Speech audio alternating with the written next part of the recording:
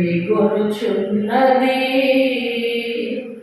నీ కొరకు నా ప్రాణము దప్పిగొనుచున్నది నా ప్రాణమా నా సమస్తమా ప్రభుని స్తుతించుమా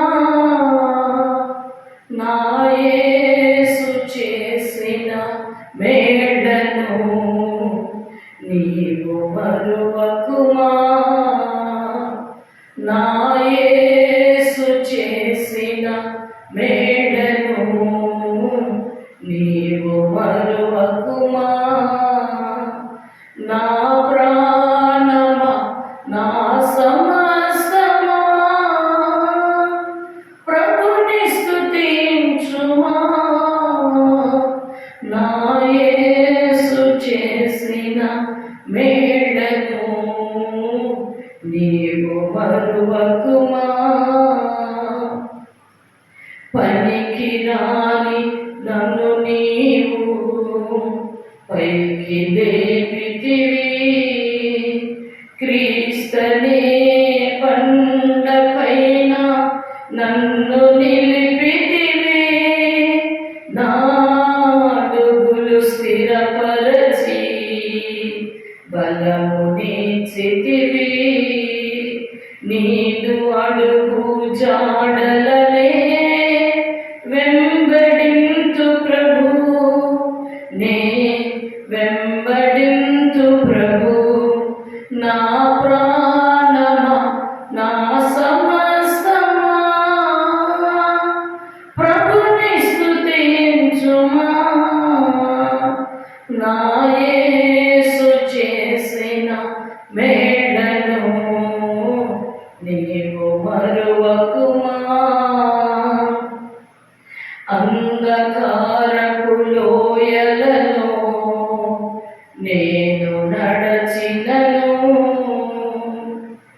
ఏ అపాయము రాకుండా నన్ను నడిపితివి కంటి పాపగ నీవు నన్ను కాచితివి కన్న తండ్రివి నీవని నిన్ను కొలిచెదను ఇలలో నిన్ను కొలిచెదను నా ప్రాణమా నా సమస్తమా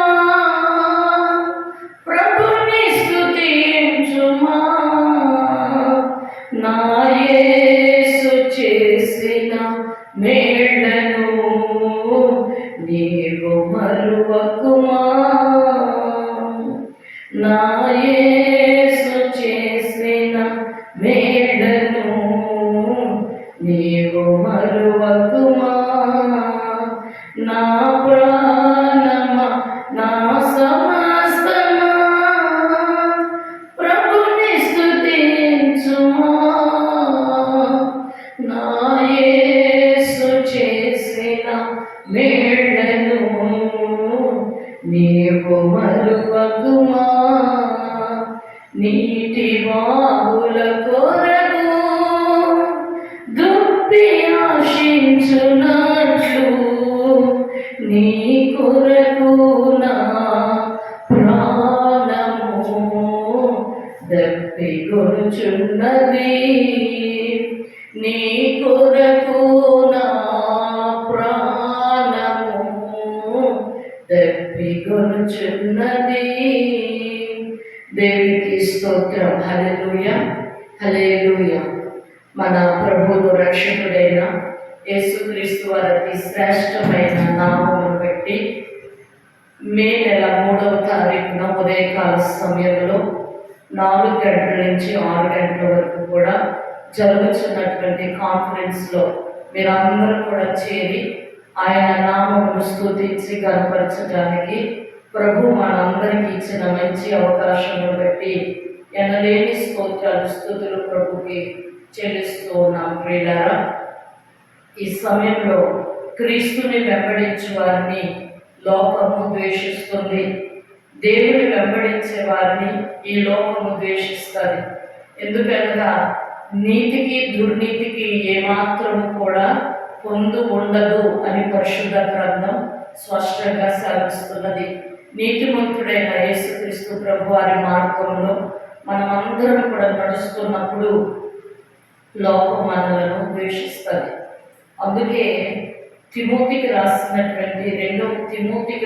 రెండో పత్రిక అపోస్తులైన పౌలు వారు తిమోతికి రాసినటువంటి రెండో పత్రిక 3వ అధ్యాయంలో 12వ వచనంలో క్రీస్తు యేసునందు సద్భక్తితో బ్రతుకును ఉద్దేశించి వారందరూ హింసలు పొందుదురు.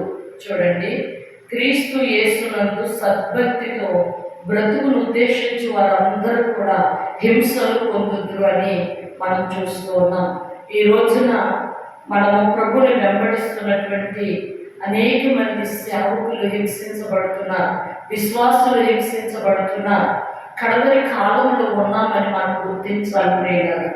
కాబట్టి కడవరి కాలంలో ఉన్నామని మరి ఎక్కువగా ప్రభు తట్టు మనం తేరి చూడటానికి, ప్రార్థించడానికి, ప్రభులో మన జీవితాలు కట్టుకోవడానికి ప్రతిరోజు కూడా ప్రతి ఉదయము మరి దావీదు భక్తుడు అంటున్నాడు, ఉదయమున మధ్యాహ్నమున సాయంకాలమున నేను ధ్యానించుచు ప్రార్థిస్తాను.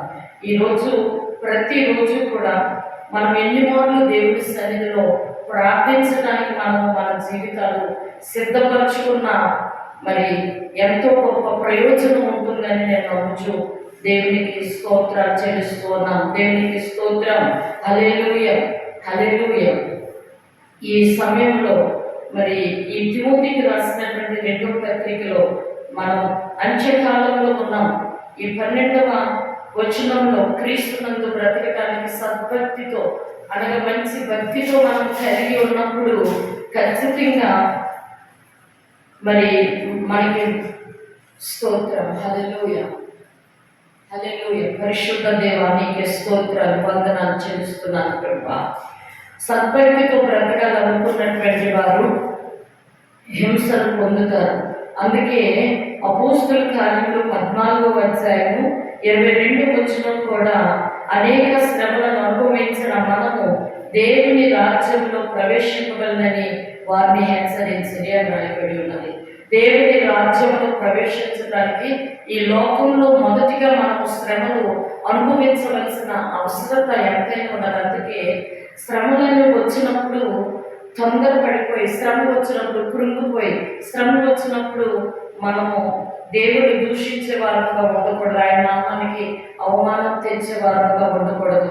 మనము పరలోక రాజ్యానికి ప్రవేశించాలి అని అంటే కనుక మరి శ్రమలను అనుభవించి మనము దేవుని రాజ్యంలో ప్రవేశించవాలని వారిని హెచ్చరించింది. మరి సులువుగా ఉండేది కాదు దేవుని మార్గం. నీతిగా బ్రతికినప్పుడు మనల్ని ఎంతగానో ద్వేషించే పరిస్థితి ఉన్నది. యోహాను సువార్త 15వ అధ్యాయం 18వ వచనం చూస్తే కనుక లోకము మమ్ములను ద్వేషించిన ఎడల మీకంటే ముందుగా నన్ను ద్వేషించనని. చూడండి, అపోస్తుల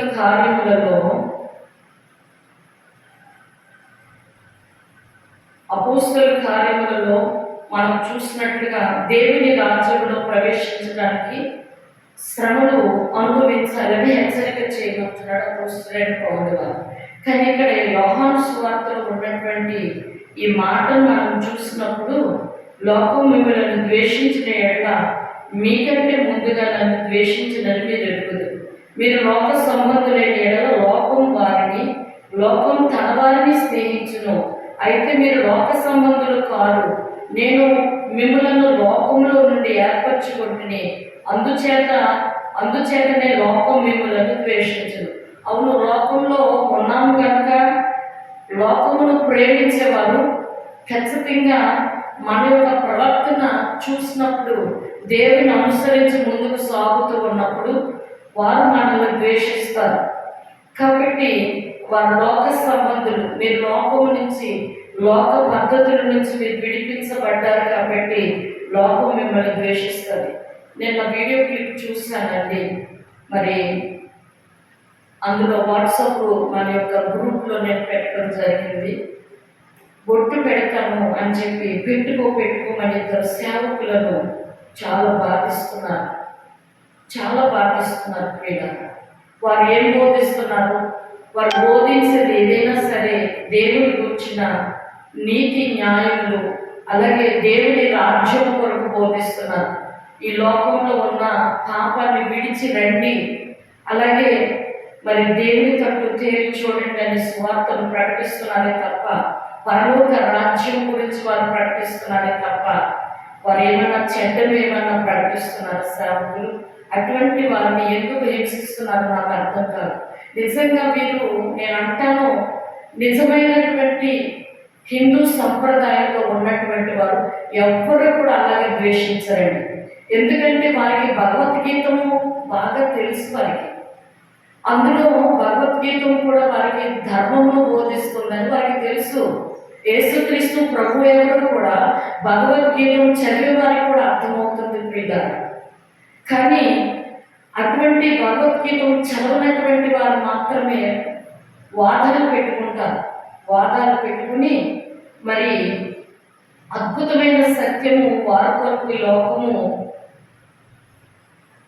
ఈ లోకం గురించి అద్భుతమైన సత్యము చెప్తూ ఉంది ప్రియులారా. యాకోబు రాసినటువంటి పత్రికలో స్పష్టంగా ఎలాంటి వారి కొరకు సెలవిస్తున్నారు. వారు వాదాలు పెట్టుకుంటారు, వివేదాలు పెట్టుకుంటూ ఉంటారు. కానీ నిజంగా దేవుని ఎరిగినటువంటి బిడ్డలు, అలాగే దైవికంగా భగవద్గీతం చదువుతూ, వేదాలు చదువుతూ, ఋగ్వేదాలు చదువుతూ మరి దేవుని అనుసరించేటువంటి వారెవ్వరూ కూడా ధర్మము, సత్యము, నీతి, యథార్థత బోధిస్తున్నది ప్రతి గ్రంథాలు అని ఎరిగినటువంటి వారు ఎవ్వరూ కూడా క్రిస్టియన్స్ని కానీ, ముస్లిమ్స్ని కానీ, ఏ రిలీజన్స్ని కానీ వారు మరి ద్వేషించే పరిస్థితి రాదండి. మరి నిజంగా వారి యొక్క హృదయం కఠినమైపోయినటువంటి మనుషులు, వారికి నీతిని నేర్చుకునేటువంటి మనుషులు మాత్రమే వాదాలు పెట్టుకుంటూ ఉంటారు. వారు నిజంగా కొడుతున్నారండి ఆ సేవకుడిని ఇద్దరిని కూడా. చాలా మనదాకా వస్తే కానీ మనకు తెలీదు అన్నట్టుగా ఉన్నది లోకం. కాబట్టి అంత్యకాలంలో దేవాది దేవుడి తిమోతికి రాసిన 2వ పత్రికలో 3వ అధ్యాయం 12వ వచనంలో సద్భక్తితో బ్రతుకును ఉద్దేశించి వారికి ఏమున్నది అంటే ఖచ్చితంగా శ్రమ ఉన్నది. చూడండి, సద్భక్తితో బ్రతుకును ఉద్దేశించి వారందరూ హింస పొందుతారని రాయబడి ఉన్నది. కాబట్టి హింసలు సద్భక్తితో పొందేవారు, సద్భక్తితో బ్రతికేవారు పడే కష్టాల గురించి మొదటిగానే లేఖనము రాయబడినది. క్రీస్తును వెంబడించి వారిని లోకము ద్వేషిస్తుందని మొదటిగానే యేసుక్రీస్తు ప్రభు సెలవిచ్చారు.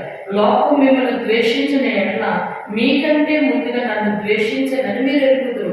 అవును, యేసుక్రీస్తు ప్రభు వారి భూమి మీద సంచరిస్తున్నప్పుడే యేసు ప్రభు వారిని కూడా ఎవరు కూడా అంగీకరించలేకపోయారు. చాలా మంది ఆయనను దెయ్యము పట్టిన వాడని, మరి ఆయన తిండిపోతని, మతి చెడిన వాడని మరి అపహాస్యించి ఆయనను ద్వేషించారు. ఈ రోజున మనల్ని ద్వేషించడానికి ఏమీ కూడా మరి సందేహించవలసిన అవసరం ఏమీ లేదండి. లోకము మరి దేవుని ఎరగదు కనుక, ఆయన నీతిని నేర్చుకున్నది కనుక, ఆయన ధర్మాన్ని నేర్చుకున్నది కనుక, సత్యమైన మార్గంలో ఉండటానికి వాళ్ళకి ఇష్టం ఉండదు. పాపం అనేది విడిచిపెట్టడానికి లోకానికి ఇష్టం ఉండదు.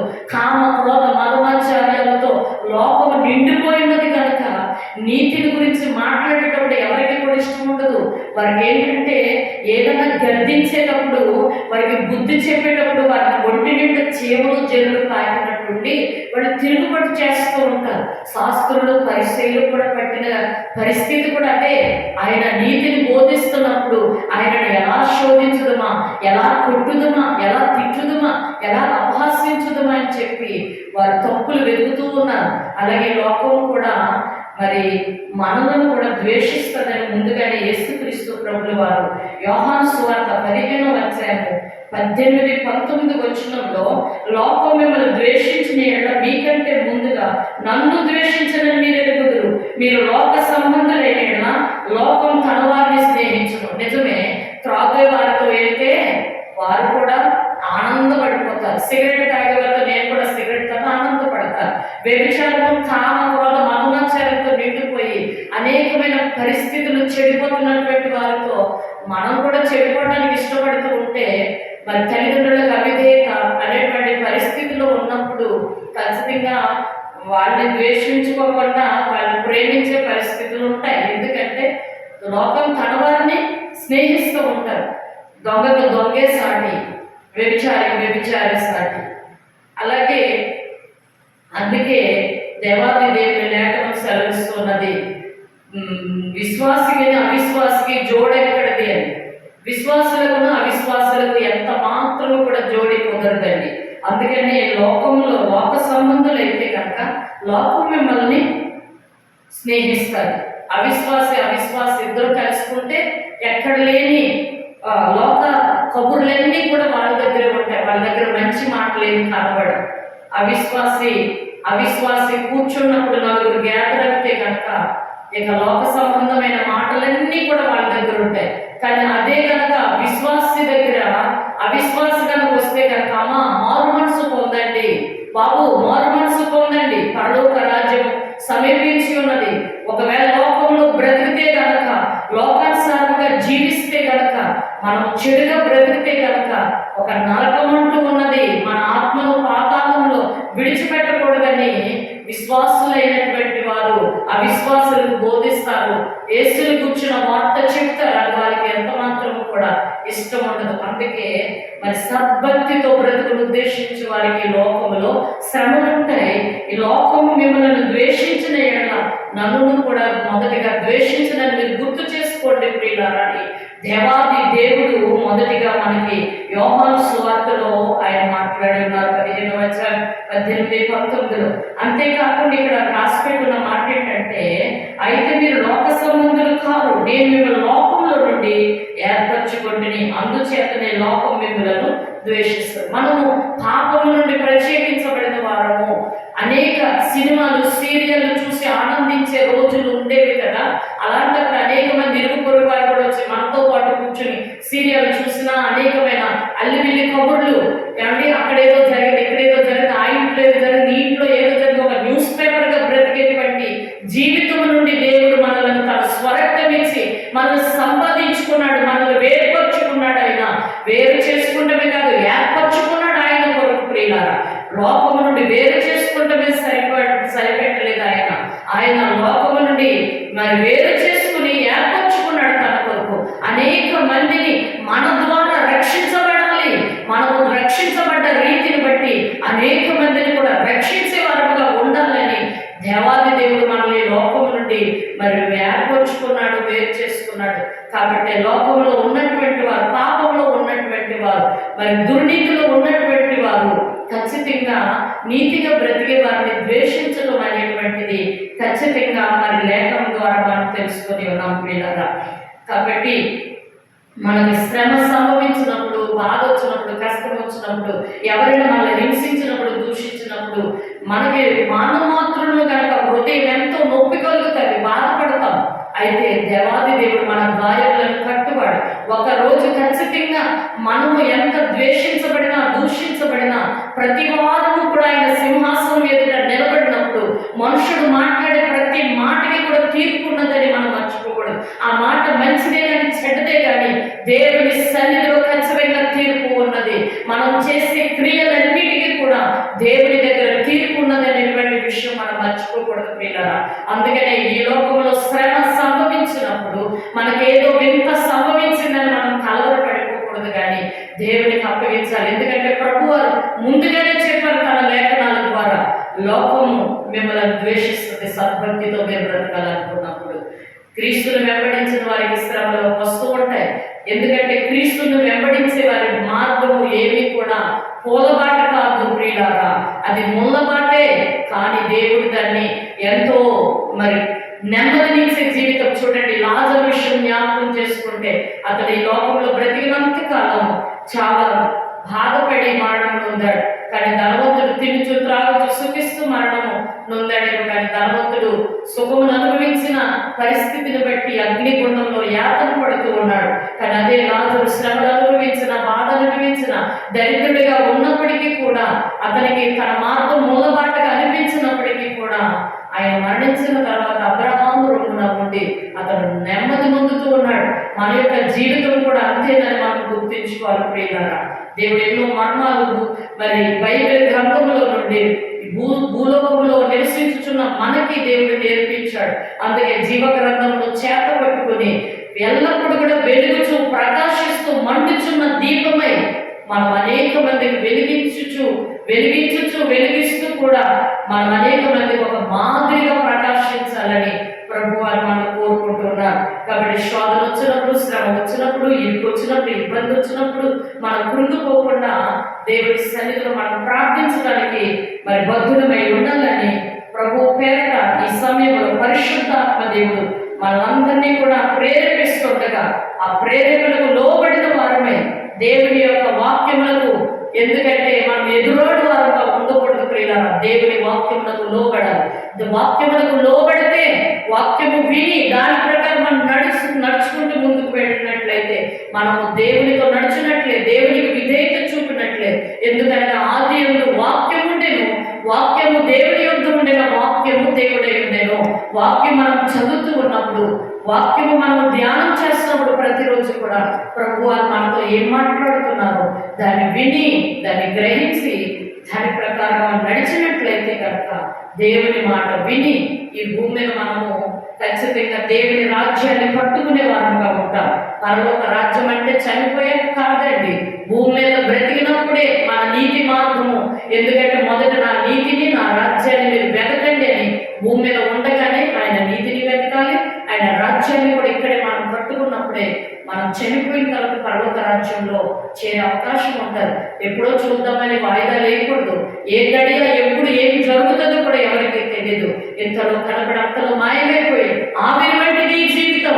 ఏ క్షణము ఏం జరుగుతుందో కూడా మనకు తెలియదు ప్రియులారా. అందుకే నీటి వాగుల కొరకు ఆశపడినట్లు, నీటి వాగుల కొరకు దుప్పి ఆశించినట్లుగా నీ కొరకు నా ప్రాణము దప్పికొచ్చున్నది. నా ప్రాణమా, నా సమస్తమా ప్రభుని స్తుతించు, నా యేసు చేసిన మేళ్లను నీవు మరువకు అని భక్తుడైనటువంటి యేసన్న గారు పాడిన పాట అండి. దేవుడికి స్తోత్రం.